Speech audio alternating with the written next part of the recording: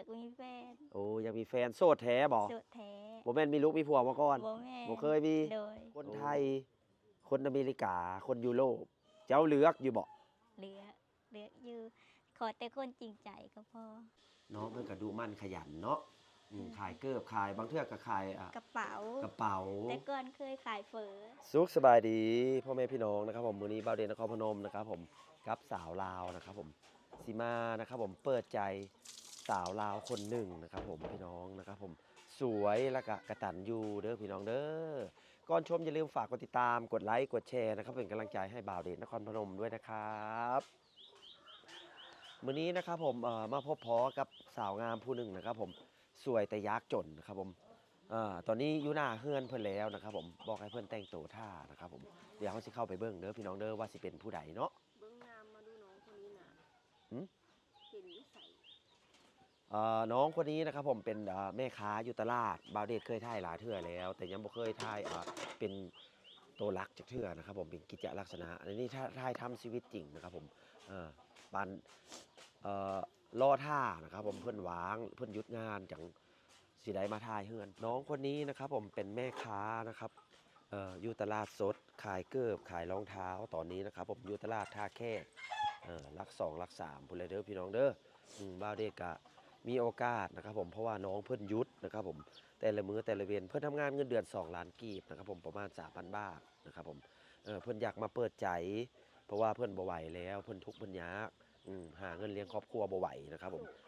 ยังโสดนะครับผมสวยแต่ทุกข์ยากยังโสดนะครับพี่น้อง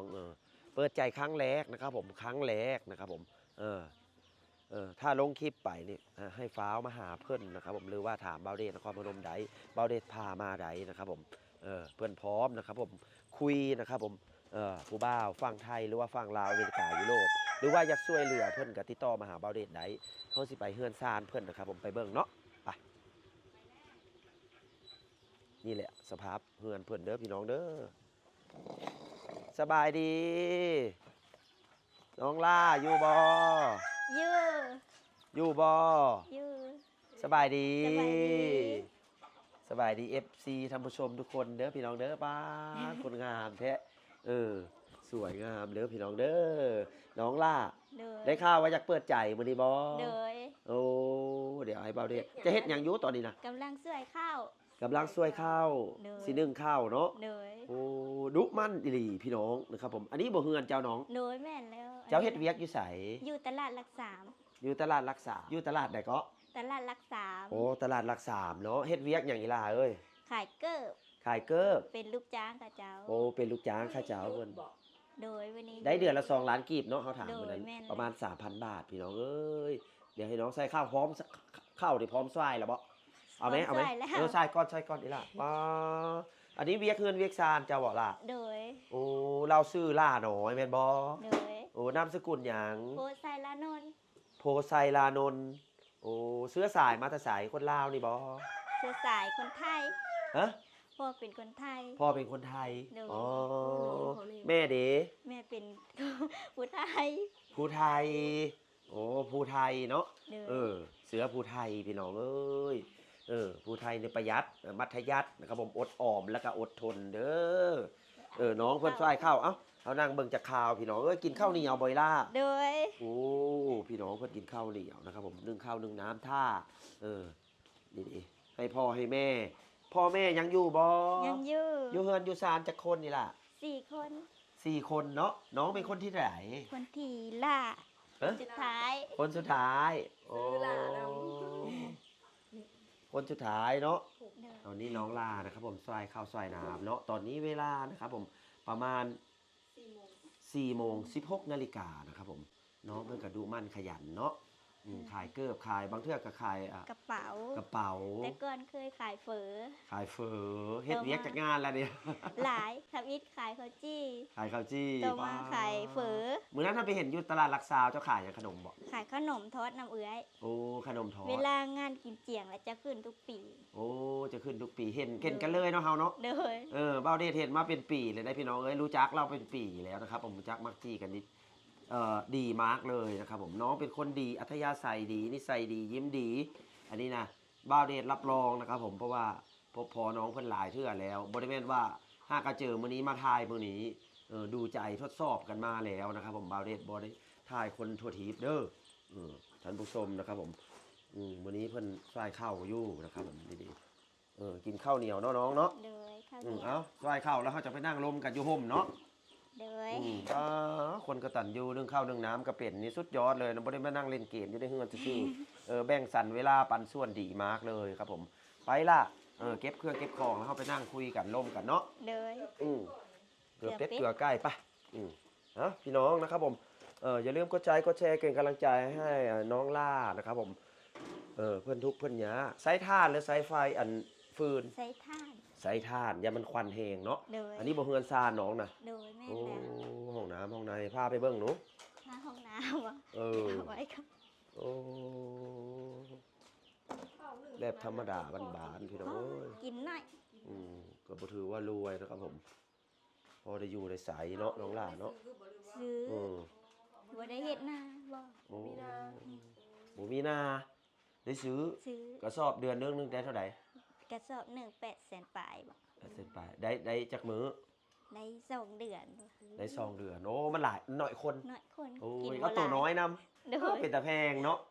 เป็นตาอุ้มเข้าป่าแท้นี่นะ สิได้ในเฮือนนะเบิ่งหน่อยล่ะ อีหล่าคนงาม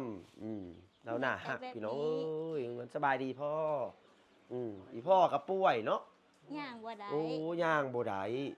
มีผู้ชายจักคนก็อยู่เฮือนเนี่ย คนเดียว คนเดียวอีพ่อ อันกับอายแล้วก็สอง อาย ค อาย น จักปีแล้ว อาย24ปี แยกเฮือนแยกซานแล้ว ย่างไปเฮ็ดเวียกยัง ไป บ่ เฮ็ด มา เวียกอยู่ยังบ่มา อันนี้เฮือนซานเจ้าเนาะ โดย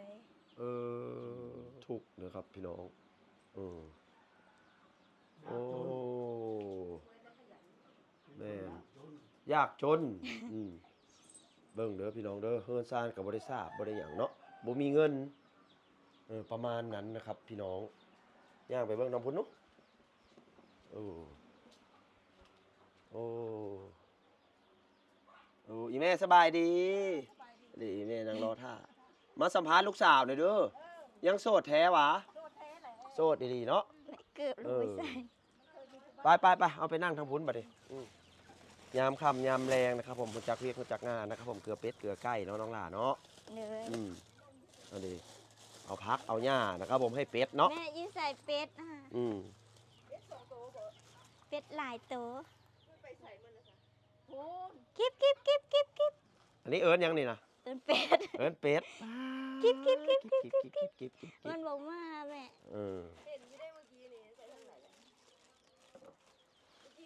เอาปลาไว้หั่นเดี๋ยวมันก็มาปะ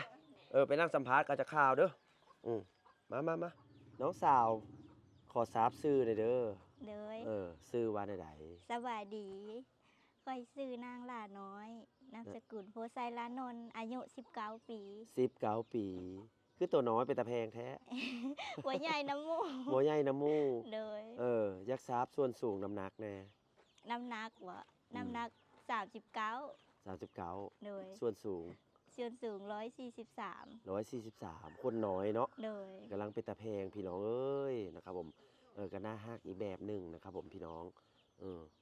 ไซส์เอสนะครับผมหุ่นน้อยนะครับผมพี่น้องกำลังเป็นตาอุ้มอันนี้นะน้องล่าอยู่บ้านใดเมืองใด อยู่บ้านสุขสวรรค์เมืองท่าแขกแข่งขมวน อยู่บ้านสุขสวรรค์ โดย ท่าแค่แขวงคำม่วน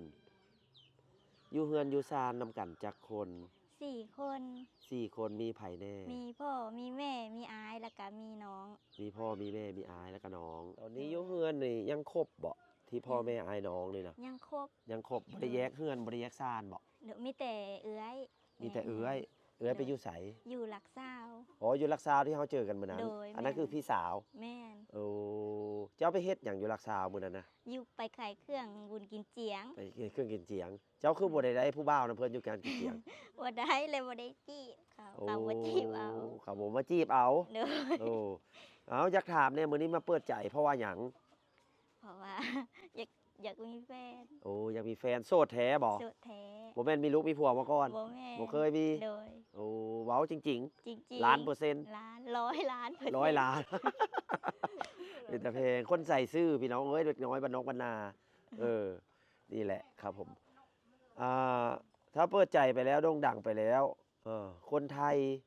คนอเมริกา คนยุโรปเจ้าเลือกอยู่บ่ เลือกอยู่ขอแต่คนจริงใจก็พอ ขอแต่คนจริงใจ อืม คือบ่ได้เลือกบ่ได้เลือก เลย ขอให้คนจริงใจ คือบ่ได้เลือกสัญชาติประเทศใดก็ได้ เลย โอ้แบบนี้เพิ่นเว้ายังบ่ถูกพี่น้องเอ้ย ฮักน้อง ขอให้ฮักน้องจริงบ่ เลยหักน้องจริง บ่มักผู้ชายแบบใด บ่มักผู้ชายแบบเจ้าชู้ไปเที่ยวนั่นเที่ยวนี่บ่ใส่ใจบ่มัก โอ้มักคนแบบใด มักคนแบบใส่ใจดูแล ดูแลโอ้ Take อายุ care เท่าใด อายุประมาณ35 ฮอด ฮอต40ปลายก็ได้ โอ้40ไปก็ได้ประมาณนั้น40 50ก็ได้เนาะ30ฮอด50เนาะ เลย ประมาณนั้นนะครับผมเพราะว่าเพื่อนยังน้อยยังอันนั้นอยู่นะครับผมคือไอ้เบ้าเดชนี่ก็46 47เลยได้ประมาณนี้ได้บ่ ได้ ได้เนาะ40เป็น50นะครับผมเพราะว่าน้องเพิ่นเดาอายุบ่ออกนะครับผมก็ให้ติดต่อมาทางไอ้เบ้าเดชได้พามาเนาะ เลย อยู่บ้านใดเมืองใดก็บอกอีกเทื่อหนึง บ้านสุขสวรรค์เมืองท่าแขกแข่งขมวน บ้านสุขสวัสดิ์เมืองท่าแขกเขตคำม่วนนะครับผมอาชีพน้องนะครับผมประกอบอาชีพหยังในตอนปัจจุบันนี้ ไปขายรองเท้าขายเกิบ ไปขายรองเท้า ขาย เป็น เกือบ ลูกจ้าง เป็นเจ้าของบ่ เป็นลูกจ้างเขา เป็นลูกจ้างเพิ่น เลย เคยเฮ็ดหยังมาแล้วในชีวิตนี่ เคยขายข้าวจี้ ไล่มา แล้วก็เคยขายเฝอ ขายกระเป๋า ขายกระเป๋า แล้วก็มาขายเกิบรองเท้านี่ เงินเดือนน้องล่าน้อยเนี่ยอายุสำนี้นี่เขาให้เงินเดือนเท่าไหร่ 2 ล้าน 2 ล้าน เลย โอ้ยหลงฝนน้อยเนาะอยู่ลาวเขาเงินเดือน กระ น้อย จายสำนี้3,000 บาทพอใสอยู่บ่ จ้ะประหยัดไป โอ้ย่างไปบ่ทำงาน ขับรถไฟฟ้าไป ขับรถไฟฟ้า โดย โอ้รถน้อยๆนั่นแหละวะ เลย โอ้ แม่อยู่บ้านนี่เนาะตลาดเพิ่นก็อยู่นี่ ตลาดกระบอกไก่เนาะ บกไก่ เฮ็ดงานไก่บ้านเฮาเอาเป็นกำลังใจให้น้องล่าเพิ่นเด้อพี่น้องเด้อเอาสิเข้าโหมดถามต่อนะครับผมเลิกเวียดเลิกการเลิกงานที่ทำงานแล้วเจะมีหน้าที่อย่างเฮ็ดอย่างอยู่เฮือน นึ่งข้าวล้างถ้วยเกลือเป็ดเกลือไก่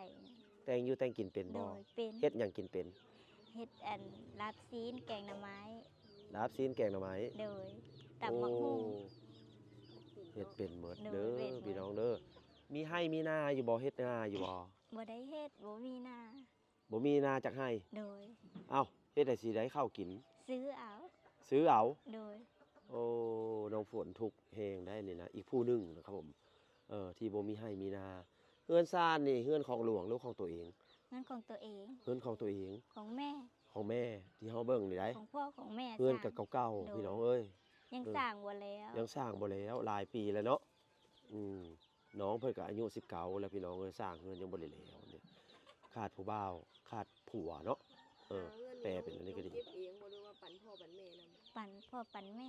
โอ้เลี้ยงพ่อเลี้ยงแม่นำบางเทื่อก็ซื้อของกินมาเนาะ โดย โอ้กตัญญูรู้คุณได้พี่น้องเอ้ยเจอเรานานแล้ว พบเจอเรานานแล้วหาเงินเก่งอันนี้นะแต่ก็สิบ่รวยปานใดเพราะว่าเงินเดือนมันทื่อ เป็นลูกจ้างเขา เป็นลูกจ้างเขาเนาะ โดย อืม ขายเฟอร์นี่ไปเป็นลูกจ้างเขาบอก ไปเป็นลูกจ้างเขา นึกว่าเฮ็ดเอง คือบ่เฮ็ดเองน้องล่ะ โอ้มีทุน บ่มีทุน ถ้าเฮ็ดเอง โอ้ทุนบ่ได้แพงปานใด น้องเฮ็ดเป็นบอก เป็น เป็นหมด จักสูตรบอก มาจาก โอ้เก่งเก่ง โอ้เก่งเลยเนาะ ประกอบอาชีพใด อืม อยู่ฮานเปิดปีปลาย ชื่อเอาบอก ชื่อเอา เก่ง อยู่ร้านเฟอร์ปีปลาย อยู่ เคยไปอยู่บ่อยู่ไกลๆไทยเคยไปไทยอยู่บ่ บ่เคยไป เป็นพี่สังคือบ่ไปจักเทื่อ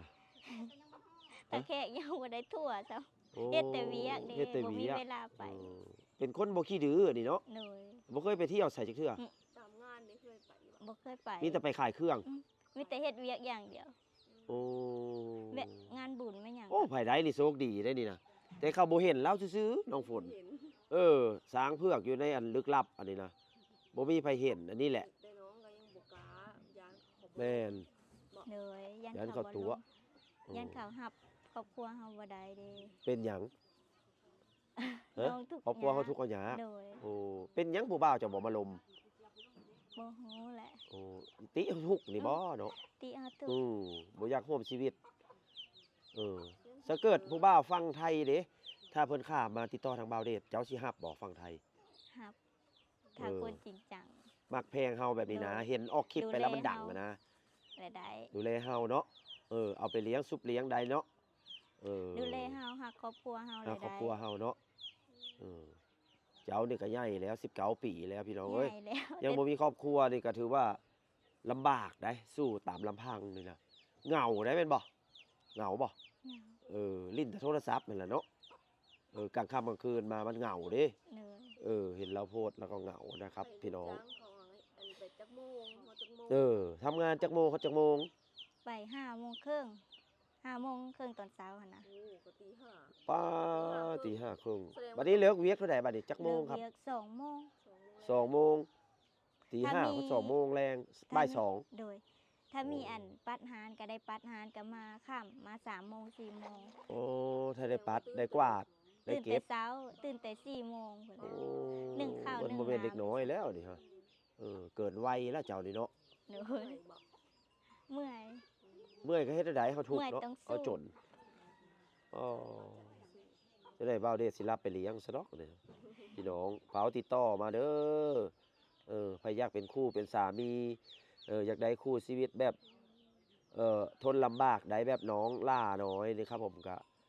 ให้มาหาบ่าวเดชนะครับผมเดี๋ยวสิพามานะครับผมมาเบิ่งเฮือนเบิ่งซ่านเรานำ เออก็ได้ หรือมาเองก็ได้เนาะ ถ้าเขามาเองนี่ยานอยู่บ่ ยาหยาน ยานแหละเนาะ ยาน ให้มากับอายเนาะจากกันโดยญาติ เลย เนาะจักสิมาแบบใดเนาะดังไปแล้วเนาะ แม่น คือสิมา นี่ บ่ แหละ ถือเดี๋ยวเฮือนเราลึกลับ ลึกลับ ซอย อยู่ได้ลืบได้ดีนะผู้ ซอย ซอยเฮือนเพื่อนพี่น้องเอาใครเห็นพบพอคลิปนี้ก็เป็นกำลังแรงใจให้เราเด้อกดไลค์กดแชร์ไปนะครับผมถ้าเจอคนดีๆกับเพื่อนนะครับผมอยู่19 ปียังบ่เคยล่มผู้บ่าวเลยบ่เนี่ยบ่เคยเลยเนาะกระเสือนเป็นสิผู้บ่าวต่างชาติพี่น้องเอ้ยถ้าทางอเมริกาติดต่อมาหาไอ้บ่าวเดชได้ ติดต่ออยากไปอยู่อเมริกาอยู่บ่อีละไปได้ เบิ่ง บ่ พ่อแม่ดิจ้ะไปบ่ได้ เอ้อ เบิ่งพ่อแม่ เบิ่งพ่อแม่ ไปบ่ได้ เอ้าหาเขามาเลี้ยงพ่อแม่เจ้านี่ได้บ่ ไปหมด เอาไปหมด ได้ก็ขึ้นอยู่กับสภาพเนาะเดี๋ยวให้น้องฝนมาถามต่อเด้อพี่น้องเด้อ โดย มียิงกับไปยิงมันจังจ้อใจกันถึกเนาะ น้องหล่าน้อยเนาะ โดย สื่อก็สื่ออันน้อยอันเนาะสื่อน้อยสมสื่อหล่าน้อยโตกับตัวน้อยๆ วิตาแพงมาอยู่น้ำแม่บ่ตอนนี้นะ โดยอยู่นำแม่ อยู่น้ำแม่นานๆทีจังขึ้นไปอยู่น้ำเอื้อยอยู่รักษาว ฮอดงานนั้นจังขึ้น อ๋อง านบุญกินเจียง เพิ่นไปออกเงินออกซานอยู่พุ่นบ่ โดย อืมเจ้าเราเป็นคนอยู่กับแม่ โดย อายเดี๋ยวอยู่เฮือนนี่เพิ่นออกเฮือนแล้วบ่ได้ ยัง คู่หรือยัง มีแล้ว อ๋อแต่ยังบ่ได้ออกเฮือน ยัง อยู่นํกัน ยังไปอยู่ อ๋อ แค่เป็นผู้บ่าวผู้สาว อ๋อยังบ่ได้แต่งกัน โดย อืมอยู่ลาวนี่เคยไปเที่ยวไสบ่ บ่เคยไปเลยมีแต่เฮ็ดเวียก อืมบัดเว มี ลา แต่งานบุญแหละจังไป แบบงานบุญทาสแม่นหยัง ไปขายเครื่อง ไปลิ้น อ๋อ ไปลิ้นบุญนะ ไปกับหมู่ โดย อืม ไปกับอายแม่นหยัง อ๋อไปน้ำไอครอบครัว โดย อืมอยู่ไทยก็บ่เคย บ่เคย อยากไปอยู่บ่ อยากไป ในความคิดนี่คือแบบโอกาสหนึงนี่อยากไปเที่ยวไทยนี่คิดย้อยอยู่บ่ เคยคิด อยากไปเที่ยวไส อยากไปไหว้ทาสนครพนม ไหว้พระธาตุพนม โดย โอ้บุญธาตุกระกายไปเลยได้บางเดือนกุมภานะน้องบ่ได้ไปบ่ บ่ได้ไป มันไกลบ่เลยเลย มันไก่แบบ อืม บ่มีเงินไป โอ้หาอยากไปแม่น โด บ่ ย โอ้เดี๋ยวถ้าให้ไอ้บาวเดชพาไปเที่ยวเด้อ โดย ถ้ามีโอกาสแล้วจังหวัดอื่นเด้อยากไปอยู่บ่ โอ้อยากไป จะอยากไปลิ้นทะเล ทะเล โดย อืมเคยเห็นแต่ในโทรศัพท์ โดยเห็นแต่ในโทรศัพท์ เออ ประวัติการศึกษาเด้เอ้ยขออนุญาตถามเด้อน้องได้เรียนอยู่บ่เรียนจบปอดมใด ม .4 จบม .4 จบม โดย .4 บ่ได้เรียนต่อ บ่ได้เรียนต่อ เป็นหยังคือบ่ได้เรียน บ่มีเงินส่งเรียน อ๋อ พ่อแม่บ่มีเงินส่งเรียน อืม เลยออกหาเงิน มาเป็นแม่ค้า โดย ก็เลยติด ติด ได้นับเงินซุมือบอก โดย ว่ามันก็บ่แม่นแล้วเนาะเพราะว่าเป็นลูกจ้างเขา โดยหากะ อืมได้เป็นลูกจ้างเขาเฮามีความคิดอยู่บ่ว่าสักมื้อนี่แบบเฮาอยากเป็นในเป็นนายจ้างนายตัวเอง เคยคิดบ่ เคย อยากเฮ็ดหยัง อยากเปิดร้านกระเป๋า กระเป๋า โดย เสื้อผ้าจังซี่บ่ โดยเสื้อผ้าร้านเกิบแบบนี้นะ อืมแต่บ่มีทุนซื้อ แม่น อยากเปิดอยู่ลาวนี่บ่ อยากเปิดอยู่ลาว อืมอยากเป็นนายเจ้าของ โดยแม่น บ่อยากมาเป็นลูกจ้างเขา โดย ขายเกิบขายกระเป๋าเนาะได้นับเงินซุมื้อ แม่น เรื่องของกินนี่เด้น้องบ่อยากไปเฮ็ดบ่หรือเป็นแนวใดของกิน มันบ่ถนัดเฮ็ด บ่ ของกิ ถนัด โดย กับยานแบบขายบ่หมดแต่ยานมันเสีย แม่น อืมแต่อันนั้นมันบ่ มัน บ่เสีย เสีย อืม เฮาฮู้จุดขายเฮาก็ได้ขายดี แสดงว่าเจ้าเหมือนเรียนรู้ไปนำในการ โดย ค้าขายหุ่นจัก หมดจาก เก่ เขียน ง หยังเป็นหมดไล่บินมันหยังเป็นหมด อันภาษาไทยเด้น้องอ่านออกเขียนได้บ่ อ่านได้ อ่านได้ แต่เขียนในโทรศัพท์แหละได้ เขียนอยู่เจียแล้วบ่ได้ เขียนอยู่เจียก็คือเขียนในกระดาษนี่บ่ได้ โดย แต่เขียนพิมพ์มาในโทรศัพท์หาได้ พิมพ์ได้เป็น อ๋อเหมือน อ่านเป็น เหมือนเฮาจำเอา นะแม่ จำเอาเลยเฮาเลยอะติ๊กติ๊กติ๊กถูกอืมสเปคของผู้ชายของผู้บ่าวดิน้องอันมีสเปคอยู่บ่น้องเลือกอยู่บ่ว่าคนแบบใด มักคนแบบมากเลยว่ะ อืม แบบสูง ถ้าเป็นไปได้ โดย แบบสูง สูง ผิว ผิวบ่ดำบ่ขาวก็ได้ ได้เมด โดยได้หมด อืม ผิว แล้วหน้าตานี่มาคนหล่อบ่หรือว่าคน ธรรมดา อืม ไปวัดไปว่าได้ก็พอ พอไปวัดไปว่าได้เนาะ โดย แต่คนมาคนที่สูงกว่า แม่นเพราะว่าเฮาเตี้ยเลยเด้ตัวน้อยแล้ว แล้วเจ้าสิถ้าเกิดว่าได้ผู้บ่าวที่สูงกว่าเจ้าสิบ่ได้แหยนเบิ่งกันบ่ โอ้มันก็น่ารักดี น่ารักดี โดย เหมือนเป็นโมเมนต์แบบว่า มีแฟนที่สูงกว่าแต่เฮาเป็นผู้น้อย โดยเวลาย่างไกลเดียวแหละน่ารัก ก็ว่าเป็นตาแพงอีกแบบหนึ่ง เหมือนมีผู้ใหญ่ โดย ผู้ใหญ่กุมเฮาน่ารักอีกแบบเนาะ แต่เรื่องอายุนี่กะน้องกะอายเพิ่นถามไปแล้วเนาะ โดย ถ้าสมมุติว่ามีคนถูกใจลมถูกใจกันแล้วนี่โดนปานใดจังสิแบบตกลงใด แต่งงานน่ะ แม่นอนาคตพูดถึงเรื่องอนาคต โดยกะ โดนบ่ โดน โดน เฮายังเด็กน้อยอยู่นะ ย้านเพิ่นทำเฮาบ่ได้บ่ ยันหับบ่ได้ดูเบิ่งใจโดนๆก่อน ถ้าเขาห้ามเฮาได้เด้ซะรับได้เมื่อกูอย่างนี่ ก็เอาถ้าโอเคก็เอา ถ้าโอเคก็เอาเนาะ เนอะ แม่นเพราะว่าเฮาน้องเป็นคนที่ถ่อมตัวแบบว่าที่เพิ่นยังที่บ่เปิดรับผู้ชายนี่ก็คือว่าถ่อมตัวคือแบบย้านเขารับเฮาบ่ได้ เนอะ แม่นบ่หนึ่งก็คือว่าแบบคิดไปเองหรือเปล่า ว่าเจ้าของขี้หลายแม่นบ่ เคยคิดแบบจุด19 ปียังบ่มีไผเลยนะ แต่ว่าเจ้าเป็นตาแพง เข้าใจ ยิ้มยังเป็นตาแพงเป็นคนน้อย ถ้าไผรับในบุคลิกของน้องใดเนาะแม่นเราก็เป็นคนจบคนงามผู้หนึ่งสอบค้าขาย มาเห็นยามใดขายแต่เครื่อง แต่เป็นลูกจ้างเขา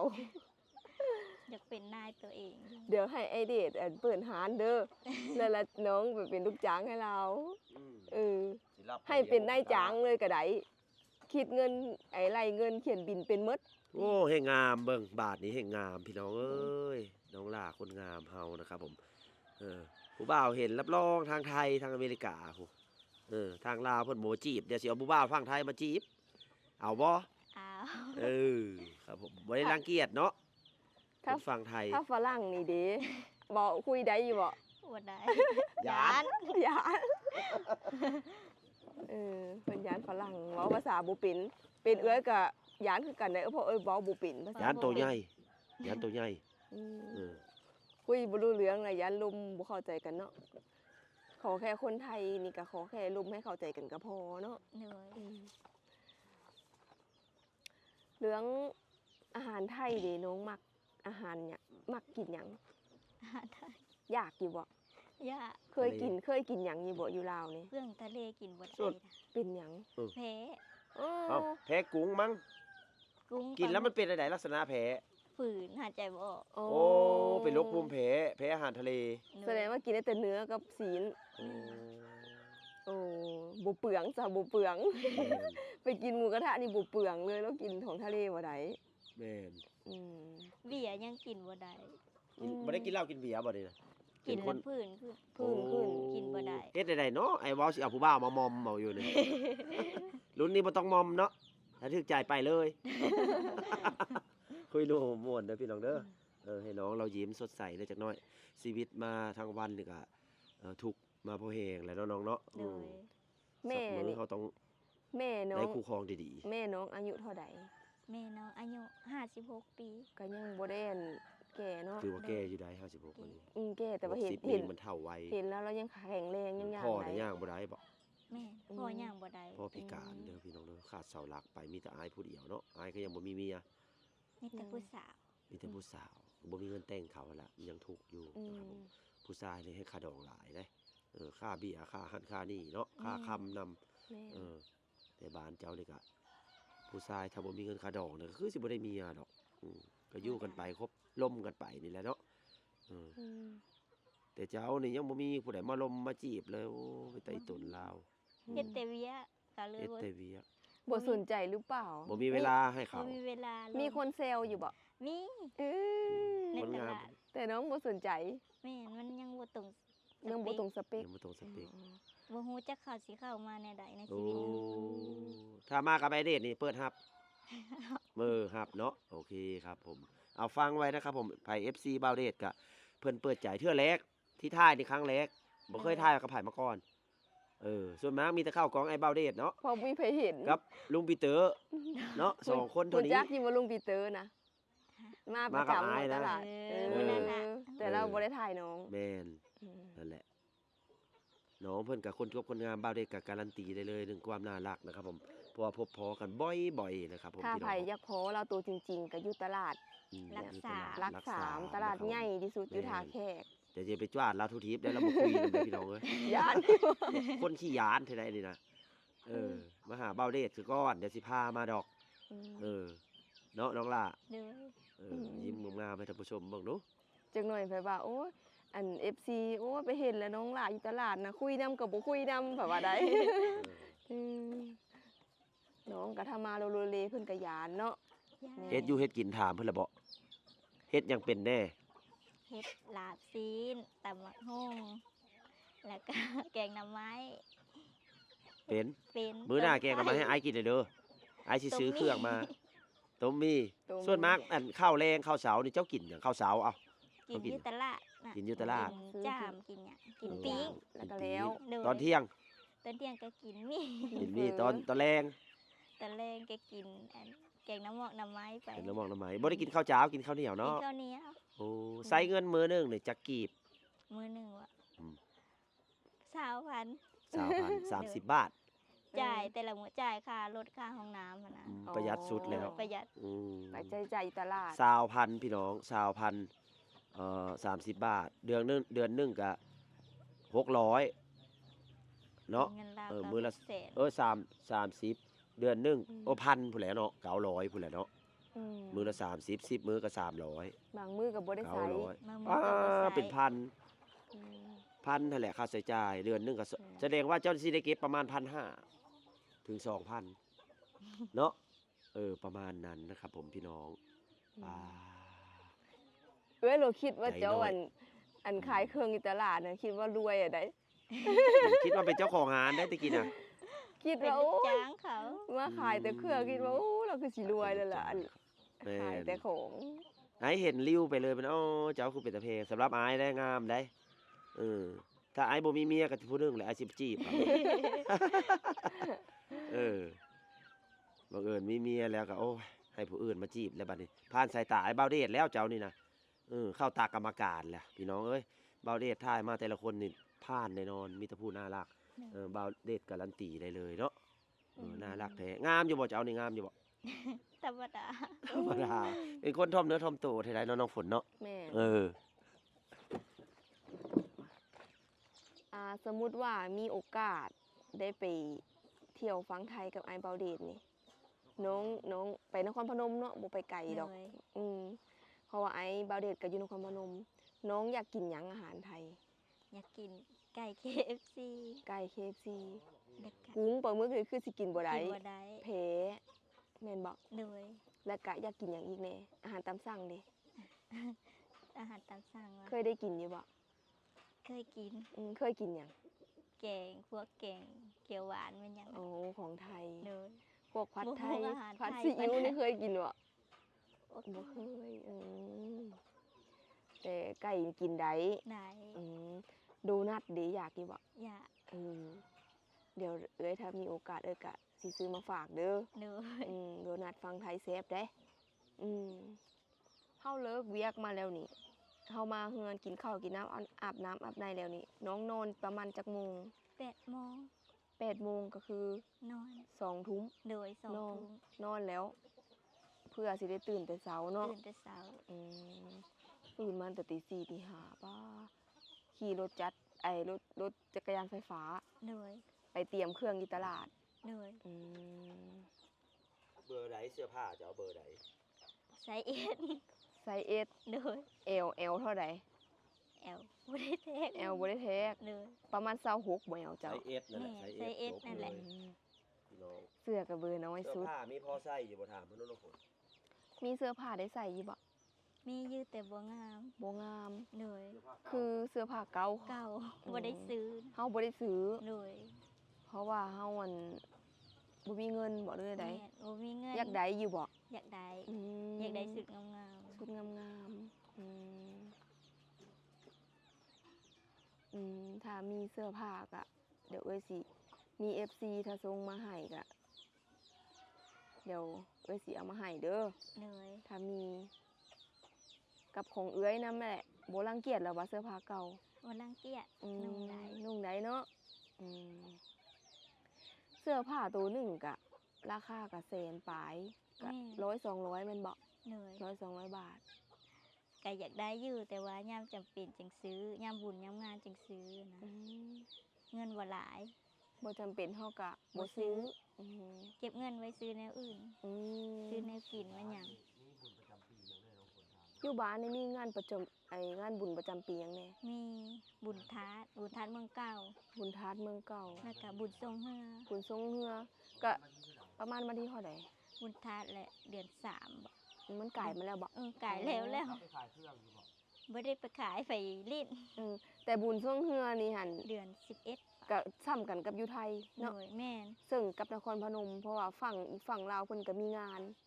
เนาะ โดย อยู่ฝั่ง แล้ว ไทย ก็ เพิ่น บุญบังไฟ บุญบังไฟ เดือน เดือน6สิฮอดนี่ โดย แบบใดบุญบังไฟแบบจับจูดเลยบ่ โดยเขาเจ้าจูดอันบังไฟ